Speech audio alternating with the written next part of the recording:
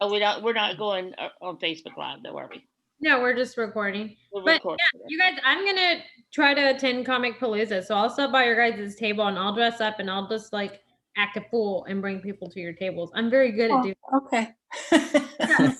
Well, I'm not against it. I've never been to a Comic Palooza, but my daughter has. And from her descriptions of it, it is not the audience that would be reading the kind of stuff I'm writing. Yeah, and she's right. I mean, you're right. There's people not looking for a book on historical fiction. However, like for me, I bought it this year for my daughter, my granddaughter. I bought the ebook already, but I wanted to give her a print copy of it. Yeah. And that's, I normally the ebook would be fine for me, but I've got a granddaughter that teaches, and I thought, that'd be very interesting for a. Oh, that's interesting. Teacher. So you never know who's going to be You're there. the only man yesterday. Oh, okay. Happy, like if I was there and I was looking at books and stuff, like your book is a book my mom would like. Okay. It's things like that. You may not sell a whole lot of books, but you're going to get a lot of exposure. So there's kind of a in that sense. Okay, so how much does a table cost? To expose it to the Someone wrote somewhere that they thought it was like $100 or 150, something like that. But that's why if you share it, you can get like 4 people and have plenty of room on the table. But you just don't want to. You don't want to have too many people that shares one table because. Yeah. Are they 6-foot tables?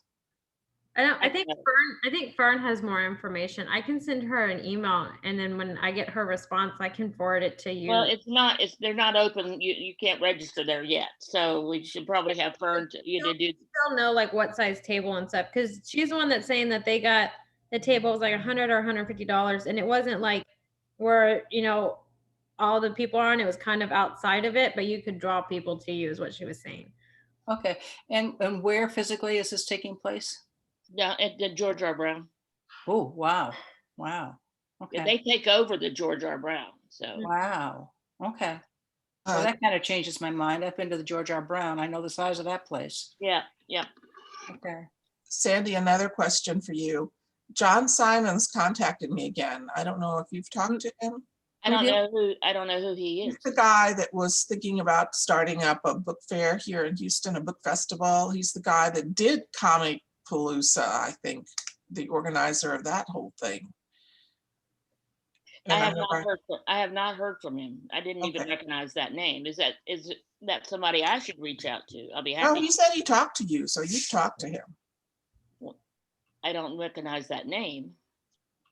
Okay, well, anyway, he told me he did. But he's getting into the book world, if I can put it that way, and he's got a huge email list from his previous endeavor. How would I find him? I will email the two of you and connect you. Okay, or just email me his contact information. I'll reach out to him or something. However you want to do it's fine. What was his previous effort? He did Comic Palooza here in. Oh, okay. Okay. And I'll look on Facebook and look around, see if I can find him. John Simon, Simon. I think it's an S at the end. Simons, okay. And he told me he had, I forget, thousands of people attended his last event.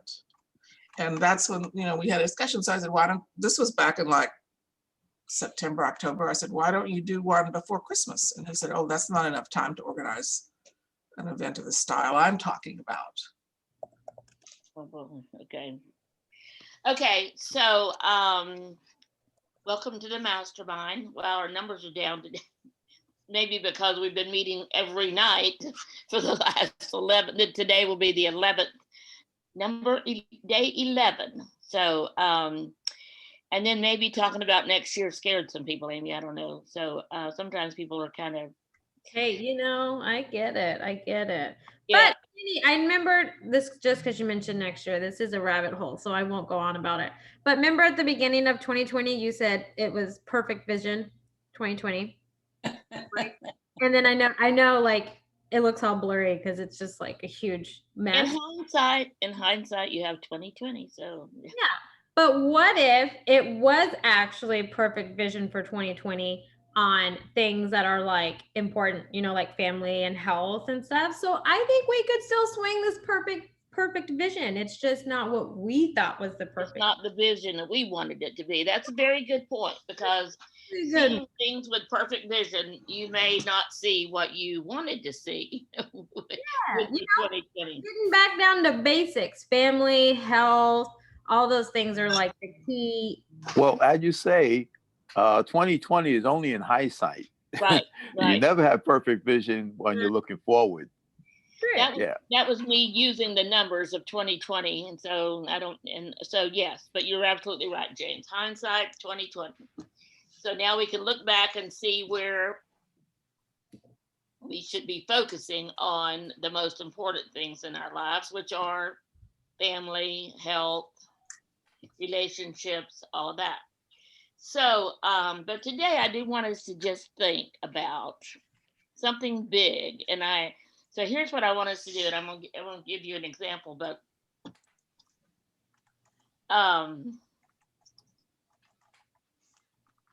when you think about what you want to accomplish, so several years ago, I don't remember how many years ago it was, that I was going to do a webinar, and I had already been working on an idea, and I mean this was like 5 or 6 years ago at least, maybe more. But every time I put on my to-do list, the action was have a webinar. Mhm. Well, what I realized, and the reason it took me so long to even, and I kept putting it off and putting it off and putting it off, because I realized having a webinar is not a check, that's not an action. Underneath having a webinar is a lot of actions, a lot of different steps. So you can't just say I'm having a webinar and go have a webinar. If you're going to have a webinar, you have to know, first of all, what platform you're going to do the webinar on. You're going to have to know what your topic is, and then what specifically you're going to talk about. You have to have a list of people to tell about it, and you have to have a plan to market it and tell people about it. You have to, that platform that you're going to use to host it. Honestly, that was before Zoom. And there was a thing called instant teleseminar. I don't know if anybody ever used that or remembers that, but it was a great platform, but it had no video. It was just of audio, unless you wanted just to have a present. You could do a PowerPoint on there, and but it wouldn't record, or you couldn't see me and the PowerPoint, just the PowerPoint. Anyway, what I learned from that whole experience, I mean, honestly, it was so overwhelming. Now, looking back, that 2020, looking back, I'm like, what was so overwhelming about having a webinar? It's really no big deal. But for my first, it wasn't a big deal. It was a gigantic deal. So I just, and I'm the type that if there's something that's really big that I need to be doing, and I don't know how to do it, and I don't know where to start, and you know what I do? I just go do something else and let that sit over there waiting on me. So I avoid it, is what I do. I don't even look in that direction and see that, oh, there on your checklist is a webinar. Nope, I'm going over here. And I can get myself really busy on things that are not as important as the webinar. So I actually put it, and I kept telling people I was going to have it. So every time, and I was doing a lot of speaking at the time. Remember, I was a networking queen around Houston. And so I got asked to speak a lot. And so every time I spoke, I just can't quite learn just to keep my mouth shut. But every time I spoke, I'm like, okay, so the webinar, I'm going to have this webinar, and then I'd go look at it again. I'd look at it again, and I'm like, no, I can't do that. So I'd avoid it some more. And then I go speak again, and I'm like, so when I have the webinar, and finally, one of the people that and Amy, we were talking about Tony Gambone. I was speaking at his networking event in Katy, and I said this whole thing about the webinar. And so he called me later, and he said, one of the people at at the event today said, you've been talking about a webinar for years, and they don't believe you're ever going to have a webinar. And so, I thought, I wanted to react, But I'm like, you know what? They're absolutely right. I have been talking about this way too long. So I'm telling you that story because I want you to think of something in 2021, like James, you and podcast. So you don't just say, I'm going to do a podcast and go do a podcast. There's steps to get to there. So if you're going to have if that's one of the big things you want to do in 2021, and you're going to have a podcast, then what steps could you take now or start taking now, even before 2021, in the last couple of weeks of December after our holiday thing is over? By the way, I forgot to show you guys that I have my Chihuahua Christmas tree on today. So don't know where Russell is. He always makes fun of me when I wear these kind of shirts. But anyway, That's cute. so I want you to be thinking of something, and we're going to take time with each one of you. What is it you want to accomplish in 2021? That's a big biggie. And what steps can you be taking now to get ready to do that? So, Kathy, I'm going to start with you because I know this year your big thing was your book. And you did exactly what I just said. You took smaller steps. You got somebody to do this part of it, somebody to do that part of it, and that may be your plan. Your plan may not be to you go do a webinar. Your plan may be to hire somebody to do the webinar for you and manage it. One of the things that I'm going to be doing in retirement is doing summits. So telesummit is where the telesummit instant teleseminar came from. But I'm going to be doing summits, and I don't know when. And Amy and I are going to do them together. It's a lot of work, and but in order to do that, I have no clue how to host a summit. So to do that, then I bought this training called Summit in a Box, and it has the video training, and it has everything you need, all the checklists that you need, all the things, the contract with the speakers, how to do your opt-in, what kind of opt-in to have, how to do your landing page. All of that has to be done. So one at a time, step by step. My first step is do the training. Go look at it, watch the videos, understand it, and then I'll kind of get with Amy and we'll decide who does what. But step number one for me is go do the training, go take the training. And that's not going to be like a one-day thing. That's probably going to be a couple of weeks. There's a bunch of videos. So I love buying training and reading stuff, but just sitting and watching videos, not my favorite thing to do. So that's going to be one. And some of the things to do, if you're going to do it, if you're a do-it-yourselfer, some of the things you do will not be the things that you love doing.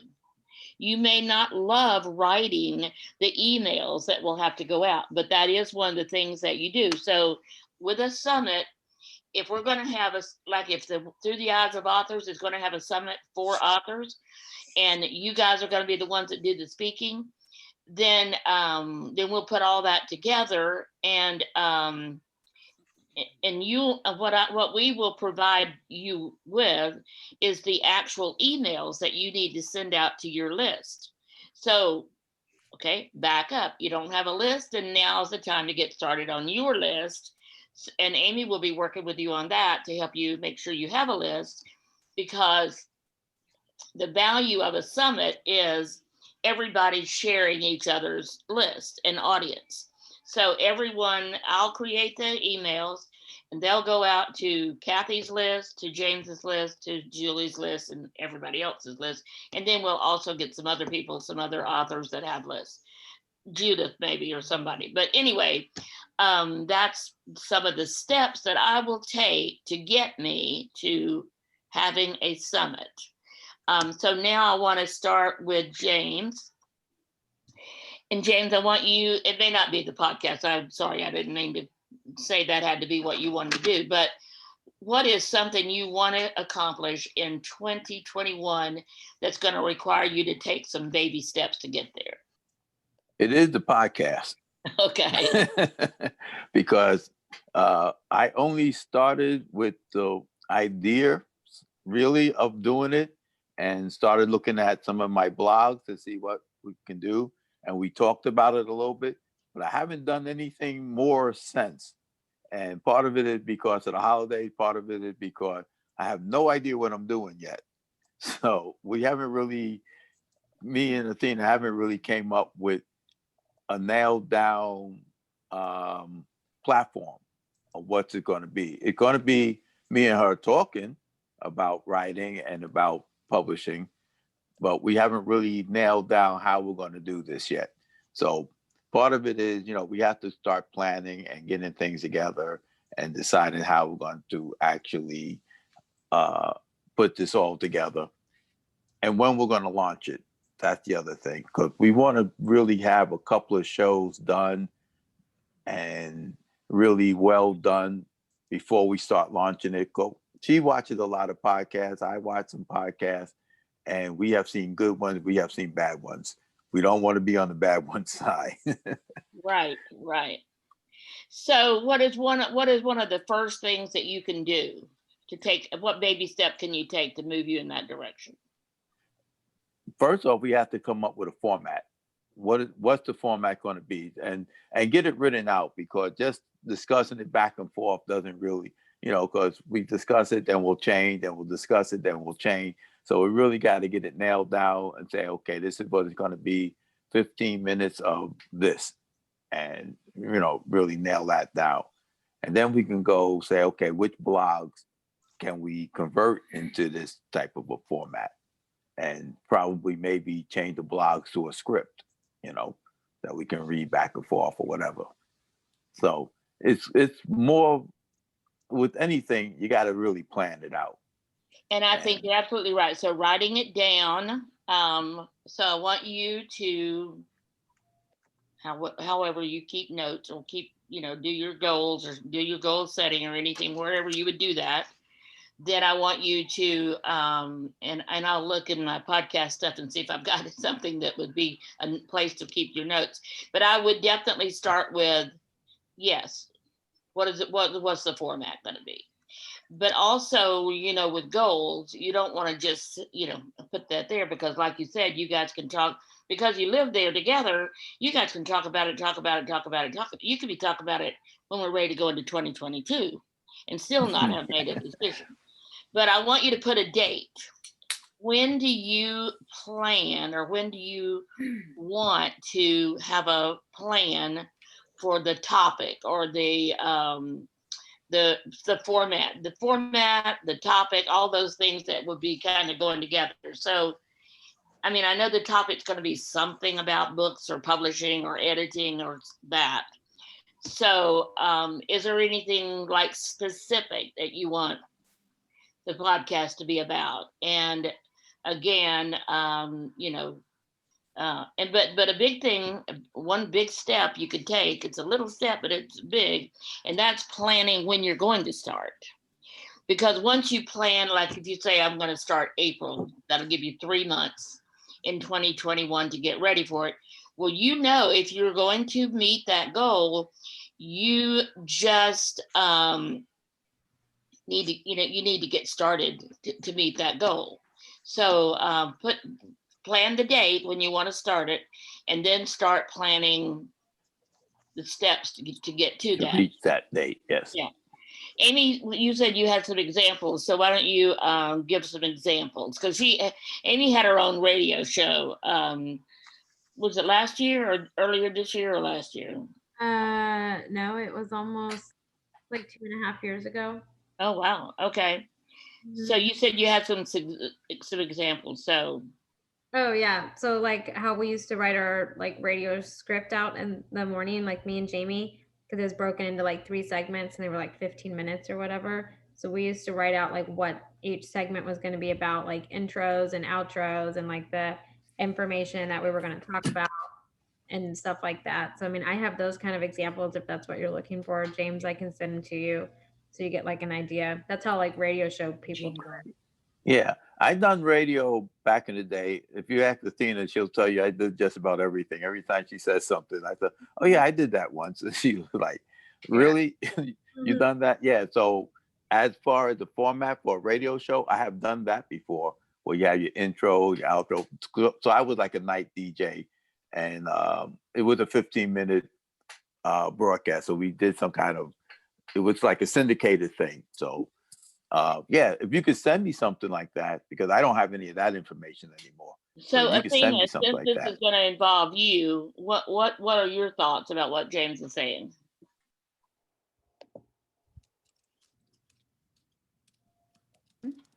I should be here. Yeah, there we go. Okay, so yes, my interest is in the format and how to get it right. And then to actually follow. I'm thinking I would like to gear it towards brand new writers, because there's a lot of information for writers in general.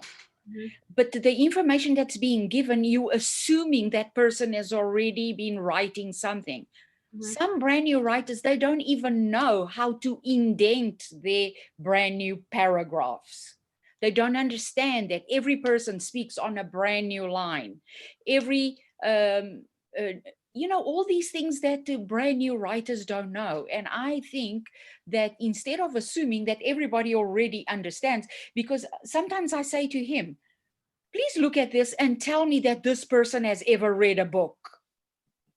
Because if you've read and you've paid attention how a book is set out, formatted, how the chapters start, how things end, how, section divisions, all those things, then you would know how to format your own book. You've got a computer. It's got all kinds of things. There's tabs, there's spacing, all these things that you can do. And yet it looks like they've never seen what the inside of a book looks like. Am I right? Have you ever seen I think you have high hopes. That is what I tell her. Oh my gosh. Because people, first of all, they don't pay attention. Okay. They don't pay attention. So you're the one that has to help them see that. Yes, so that's what I'm saying. So that is where my interest lies, is that I can't wait to hear the podcast and hear you get all so excited about it. That is where my interest lies, is actually to help them to at least present something that's neat, readable, looks decent. It's it's professionally set already. Because this is why people can't get published with the traditional publishers, because all they have to do is flip through. If I flip through something and it's not set the way I want it, I don't want to look at it. And it doesn't even have anything to do with how well written the story is. And some people never get to read the story to know if it is well written because of all the things that you're talking about. Yeah, I heard on the radio that this guy, he's a literary agent, and he said that when he gets stuff, if the page numbers are in a different font than the rest of the text, he immediately throws it to the side. So, and something else he said too, which was like a minor thing, but it was like, yeah, if the page numbers are not in the same font as the text, he doesn't even bother to read it. And see, we don't realize on a day-to-day basis how that does affect people. How the minute they see that, and for the person you're talking about, it probably really stands out. I mean, they notice it immediately. You notice it immediately because it really does. It is something that bugs you, obviously. So, but teaching them. Those are the things that are, you don't think about teaching somebody that because you think people are like smart enough to know that, but they're not. They're not. Yeah. They're just. We should call the podcast the writer's ruler. We call it the writer's ruler. Tina could be standing there with her ruler in her hand. Like, she used to teach English, so. Mm. Yeah. I have had my hand spanked by a ruler in school before. Can I just say that I got into I don't want to call it an argument, but a heated dispute with another writer, Houston writer, quite well-known Houston writer, during a right space social thing. Because I said, if I start reading something and it's all badly punctuated and the grammar is off, I don't continue because it's not worth my time. My time is more valuable than to try to figure out what they're trying to say. And this other writer got really, no, they might not be a writer, but they're a storyteller and they deserve our time and their stories deserve to be published. And I just, after a while, I just shut up because I'm thinking, all I can say is it's not gonna be published by me because I'm not taking the time to fool with that manuscript. Yeah, So- I had Well- a professor in journalism school who gave us 2 grades on every assignment, and one was for creativity and content and originality, and the other one was for punctuation and spelling and style and that sort of thing. Because he started the first day of the first class by saying, I really don't care if you love me or hate me, but you're not going to get out of this class if you don't learn to pay attention to those details because they matter. Mhm. So I think that what you're saying to do is to offer something to people who are not writers just to start out has probably got a market. I think that would make a great podcast because especially when Athena talks, when she talks about, that, people should know those kind of simple things, or you talk about like what Julie and Kathy were saying. I've read books that were, somebody was reaching out to me to help them market their book. And I bought it from Amazon, an ebook, and I couldn't even read it because it had so many errors, misspelled words. I mean, I'm thinking of one in particular. And she had a really great story, but I never did get to finish and see exactly what her story was because I just could not get past all of the errors. Like for example, your query to a traditional publisher is no more than 300 words, no more. Preferably 270, but never. So when you get a page like this, guess what's going to happen? To the side. That's the query needs to be perfect. You need to know what books your book is like. So you say, my book is a cross between Battlestar Galactica and Star Wars. They know straight away, okay, it's in that mode. Am I looking for a book like that? No, sorry, dear, your book does not meet, we're not looking for that right now. That's how they work. So if you want to hit the traditional publishers, that's all the things you have to do. And your query, when you query, there cannot be any attachments.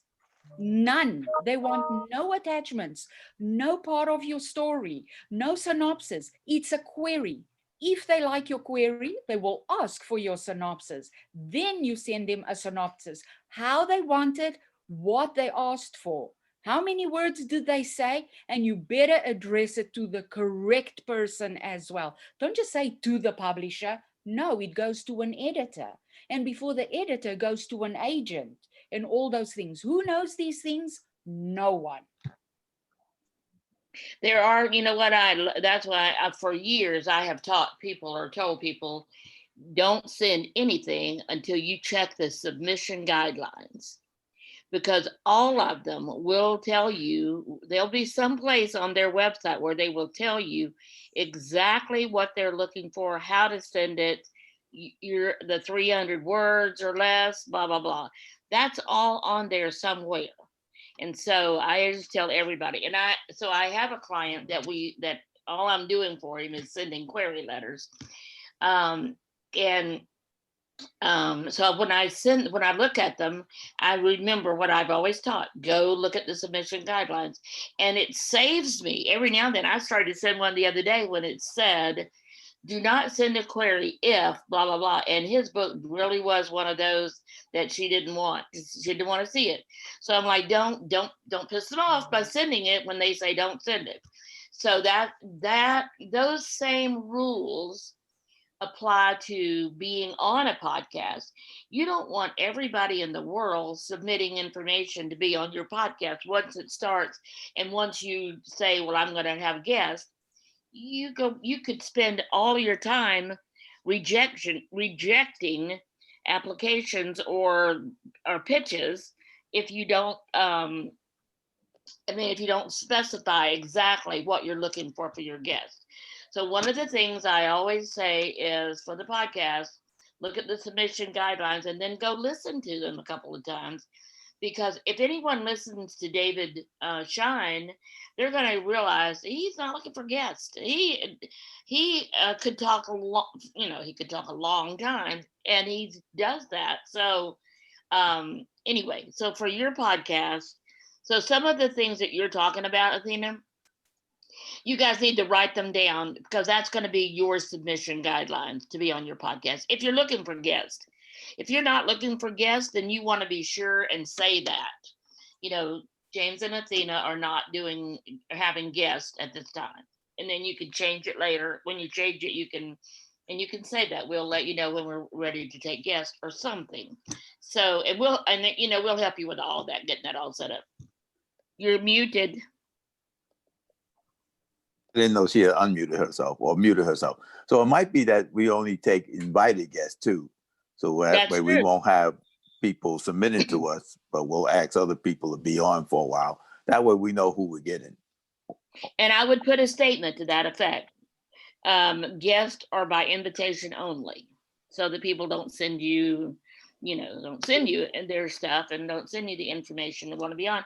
And then when you've done all of your invitation only guests and you want to do a few more, then you kind of know where you're going and what guests you want and what you're going to talk about, so you can put all of that on the website. So you will have a page on your website that says podcast or the name of the podcast or whatever. So so that's definitely, so you got lots of steps that you could be doing now to get you to the point where you're like, okay, you could be having, one of the steps could be having some brainstorming sessions on the podcast itself with you two, and Amy and I'll be glad to participate, or whoever you want to talk about it. You might want somebody that has a podcast already that you could just do some brainstorming with. So yeah, well, we're going to be brainstorming with you and Amy for sure. Okay, good. I figure we'll get past the holidays and then we'll start brainstorming and start working on things. And like you said, pick a date and then start moving towards that date. Because without a date, nothing ever gets done. Oh, absolutely. Absolutely. That's what I meant. You'll be here talking about this. We'll be talking about this next year when we're planning for the next year, for the 2020. Okay, Kathy. Yeah. So funny you should mention this topic today. I actually spent a few minutes this morning deciding what I really need is some way of being better organized. I feel like I'm caught in one of those rooms where they used to have experiments where you put a ping pong ball on a mouse trap and it goes bouncing all over the place and eventually all the mouse traps have gone off. Yeah, well, that's how my life feels. So I've organized next year. Well, first of all, I'm taking January as a sabbatical. I'm working very hard to have my weekly blogs and newsletters done before January 1st, so that they're on more or less autopilot.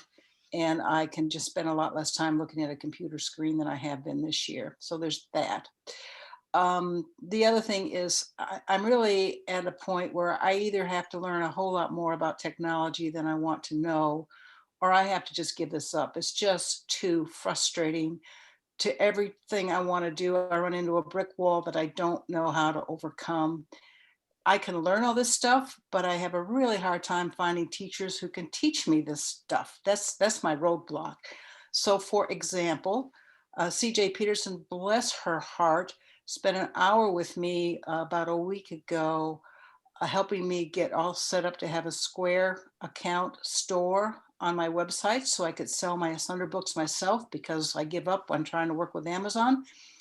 And I got the gal who helps me with my computer stuff to look at it this week, and she said, these pictures, you don't want these pictures on there the way they are.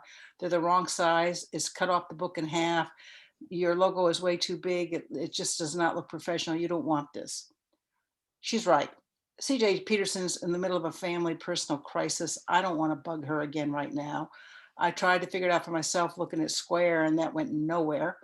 So I put out some feelers to some other people to see if they use Square on their websites, and one of them is going to go over it with me. But the point of all that is I've lost 3 days because I can't handle the technology, and I'm just tired of not being able to do what I want to do because I can't handle the technology. So my main goal for 2021, aside to keep writing and publishing and promoting, is to find some way to really learn what I need to know to be able to do some of this stuff for myself, because I can't be this dependent on other people. They're very busy. They've got other things to do besides, respond to me when I'm in the middle of a frustrating crisis. So that's my plans for 2021. Either get a lot better at this and a lot more confident at it, or just admit that I've done what I need to do and move on.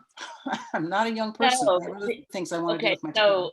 So what is your actual accomplishment that you're going to do? And Find some kind of a course, not just an hour-long webinar that's really an infomercial. I've signed on for a lot of those, and I've learned a few things, but to find some way to take a real course in how to navigate some of the backdoor stuff, the WordPress, the MailChimp, the various electronic resources that you have to use to do business, managing the email list, that kind of stuff. I need to find a course where they'll teach me how to do it.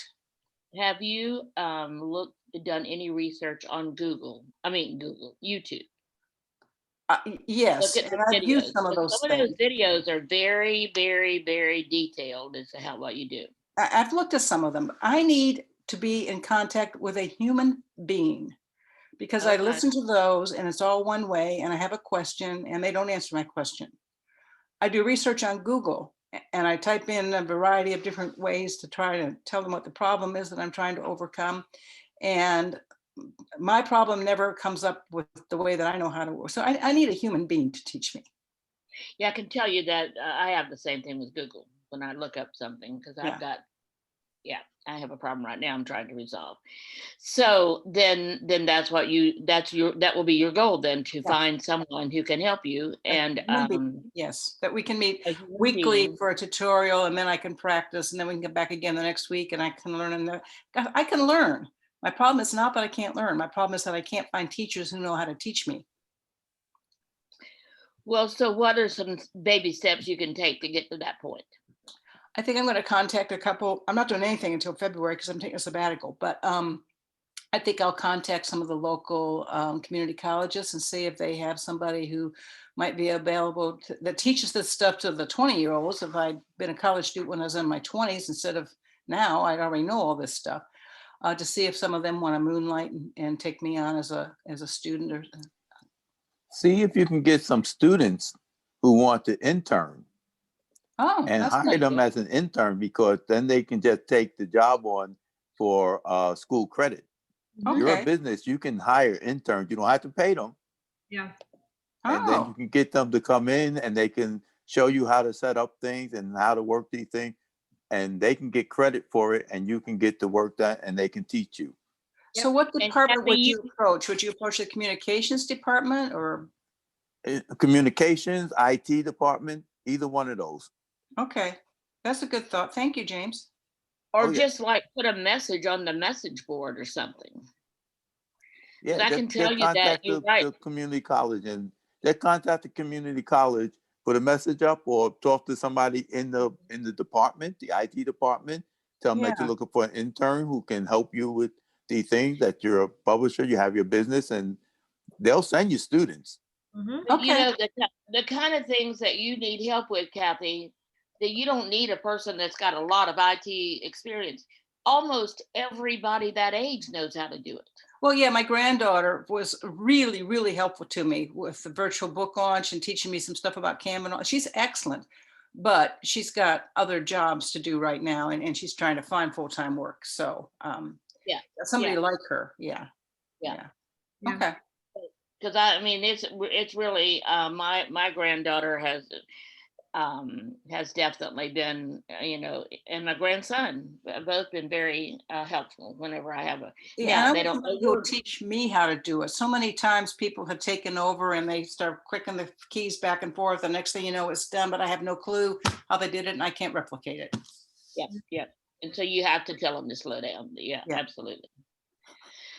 Well, so what is the next, what is step one? You still talking to me? Yes? Look So up step one is the, for you to go, look so up the because I want you to departments. be able to, I want you to be able to check off the things as you do Yeah. them. Contact Lone Star Community College. There's a really good one not that far from where I live. Okay, good, good. So you do that and we'll check back with you as well as soon as you've done that. We want to know about it. So we'll check with you next week. Okay. Julie,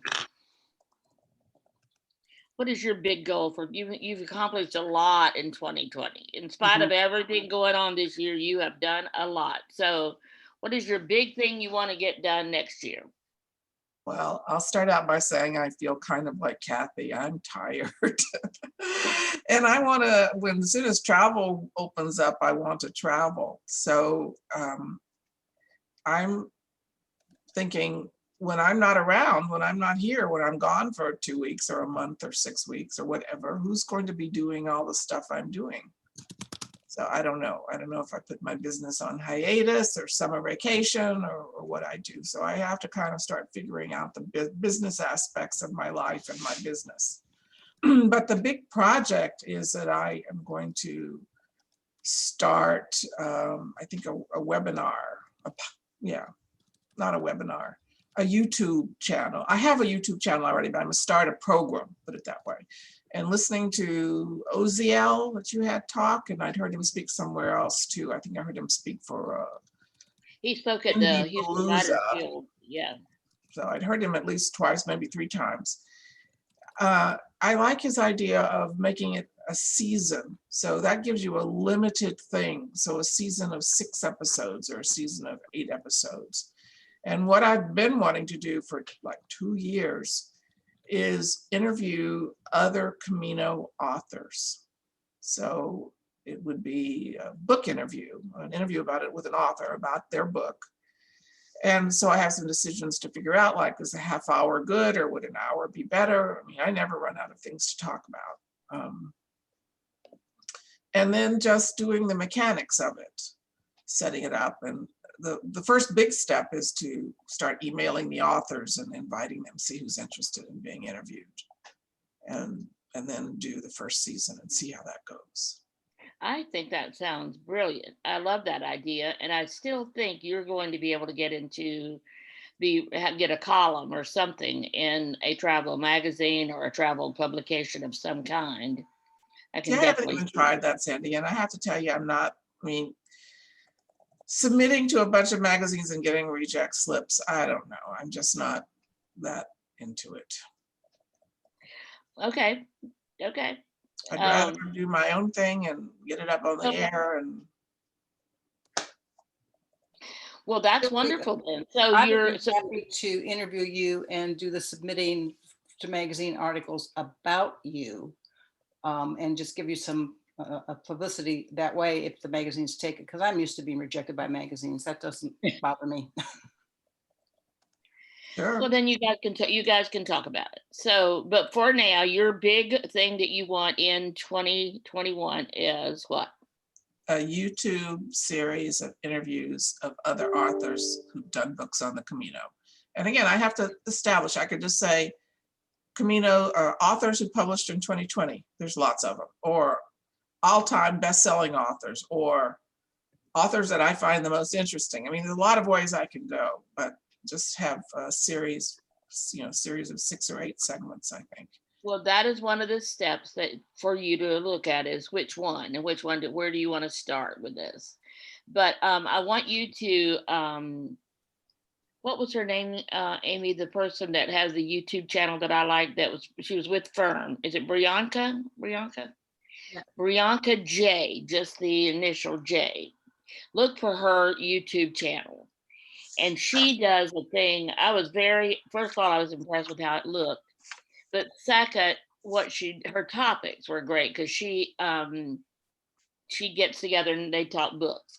She has different people and they talk books, which is very interesting, I thought. And some of the books they chose were also very interesting. So, and I don't mean get in touch with her or anything. I just meant her YouTube channel looks really good. So, yeah. So what else? Anything else that you want to start with or do this next year? Are you going to take a break like Kathy and do a sabbatical, or what are you planning? Well, as soon as it's possible, I'm going to do some traveling. Oh, that's true, the travel. So, well, they're supposed to be doing the first vaccinations Monday. So hopefully it moves fast after that and then they open the travel back up. But I guess it depends on what countries that are doing the vaccinations and as to when there'll be travel to those. Where do you want to travel to? Well, I plan to go back to Spain this past fall to do the research for my next book on the Camino, but I couldn't do that. So that's got to be on the list somewhere.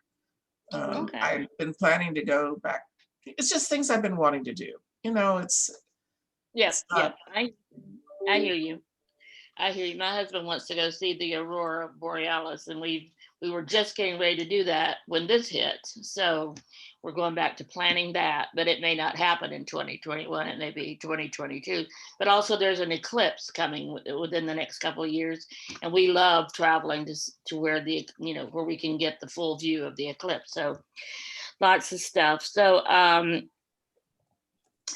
Amy, it's going to be up to you whether you do the mastermind next week or not, because I will be in Austin. That's the day. So I'm just going to tell you, my son will be having heart surgery next Friday, and they're replacing a valve on his heart. So not sure how serious. I mean, I know it's serious, anything to do with your heart, but I know they're going to be, he's already told David was curious as to whether they'll be breaking his ribs and opening his chest up. And they said, yes, they will be doing that. So I know he's going to be in the hospital for over a week, and they've already told him the first week he's going to be miserable. So I'm like, oh my gosh.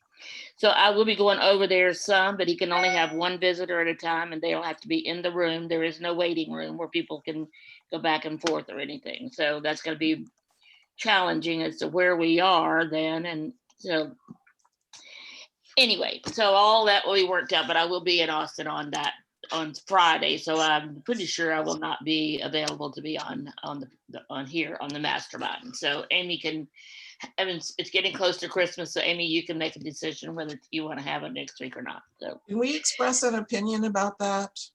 You can express an opinion about anything you want to. It's, as I said, I'm feeling tired. I've been to the 12 nights every night except one. And then I have my book launch, and that's been a lot of work. And maybe we can take some kind of break over the holidays, from December 20th to January. I am just making up dates, 5th or something. I think that would work great for everyone. James, what do you think? I'm down with that. We can take a break for the holidays because everybody has a lot of family stuff to do, and it's even harder now because you can't really get together. So there's a whole lot of planning that goes into it. So yeah, I mean, we can take off from, like you say, the 20th, the week before Christmas, till the week or so after New Year's. That'll be good. So James, and then you and I, though, we need to have a meeting next week for sure with your group, because we haven't met while we did the 12 days of Christmas. So it's time for us to get together again with your group. So. Yeah, well, we can do that next Wednesday. Okay. We can put that back on the schedule for next Wednesday, and then we can skip the next couple of weeks and come back again in January. Okay. That sounds perfect. If you guys are wanting to do that, then I need to move the speaker that I have for the 28th, if you're wanting to take off like the rest of the month. That's a really bad week between Christmas and New Year's. Oh boy. Are you talking, first of all, are you guys talking about the mastermind, or are you talking about Monday night and the mastermind? I was talking about everything, me. Oh, okay. I'd like to have some time, for example, to read instead of being spending a lot of Well, time. it has been a very busy time with this 12 days. I know that. So, Yeah, Well, I'll whatever let you y'all guys- decide is okay with me. yeah, it is with me too. So, Amy, yeah, you can take over now, Amy, and that'll be your decision. We'll Okay. talk about it. Okay. We can talk Well, about it. And let's put Julie, it this way, you have- Amy, if you have someone already scheduled, I Yeah. wouldn't cancel because that messes up everybody else's schedule. Well, he could only do it this month, and it was about getting your books in Kroger stores and stuff, and he can only Yeah. talk this month. So, I mean, I would say keep that on, and those who can be there will And be there. cancel the other stuff. Yeah. yeah, I'll send him an email today and just see if he can speak in January, and then if not, then I'll just ask him when the next best time is, and if it's not, then I'll keep it on the 28th, and whoever comes will come. So, but the week of Christmas, I didn't plan on doing anything. I don't even have a speaker for that Monday because I'm going to be going home to my mom's. So I was going to take the week of Christmas off anyways. So Well, Christmas is on Friday, so the Yeah. Monday's the 21st. I know, That's but what I was talking about anyway. yeah, because I'm going home to my mom's because I'm coming back on Christmas Eve to have Christmas here with my kids. So I wasn't planning on really doing a whole lot that week anyways. So I was going to take off that week, but I wasn't going to take off the following week, but I can. You don't have to convince me to take time off. Like, I'll do it. So I'll see what I can do and move it, and I'll just keep you guys posted. sounds perfect. Yeah. Well, Have you a might great wanna- week. Thank you, everybody. I was gonna say, you might want to poll everybody because I feel like I'm pushing something that might Yeah, well, not. we can talk to people about it on Monday. So. I'll put a poll in the group. And James is also, so a reminder that James is speaking on Monday about the Ingram Spark. So Yep. everybody be there for that, and we will see you. Who's on Author Talk on Monday? Marianne Fairmount. Oh, okay, good. Okay, so Talking Mary, about what? She's a new. she has her other book was on. So she's a recruiter. headhunter. So her book was on. The first book was on that, and I don't know what the second book is. So, but we'll let you know. Yep. Have a great weekend. Bye, All right. Bye. Bye. Bye.